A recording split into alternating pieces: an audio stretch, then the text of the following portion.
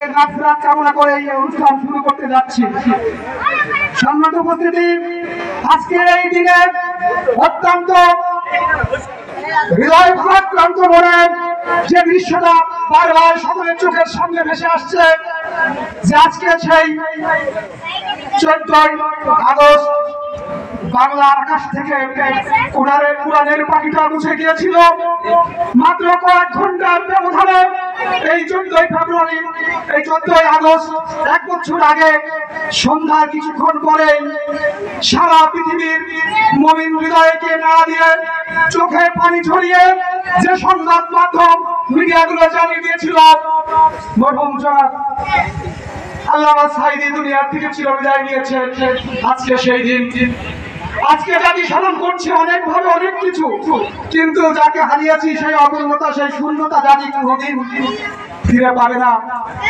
তিনার সেই শহীদি আত্মার মাগফিরাত কামনা করছি। সাথে সাথে বিগত দানবীয় সরকারের আমলে বাংলাদেশ জামাত ইসলামী সাবেক আমির প্রেসিডেন্ট আমির সহ যে সমস্ত শহীদদেরকে তিলে তিলে, কাউকে জেলে ভরে তিলে তিলে দুনিয়া থেকে বিদায় করা হয়েছে। আমি নাম উল্লেখ করতে সময় লাগবে, আমি সকলের উদ্দেশ্যে বলছি, কাউকে ফাঁসির মঞ্চে দাঁড় করিয়ে ফাঁসি দিয়ে হাসি মুখে দুনিয়া থেকে শহীদ করা হয়েছে।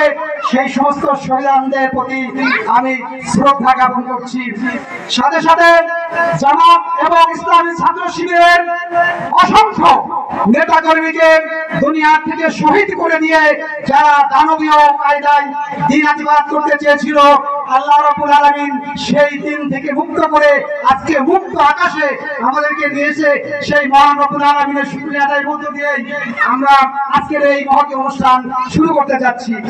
এখন আপনাদের সামনে আলোচনা রাখবেন পবিত্র কালামে পাক থেকে তেলাওয়াত। আমরা প্রথমেই মহাগ্রন্থ আল কোরআন থেকে তেলাওয়াত করছে।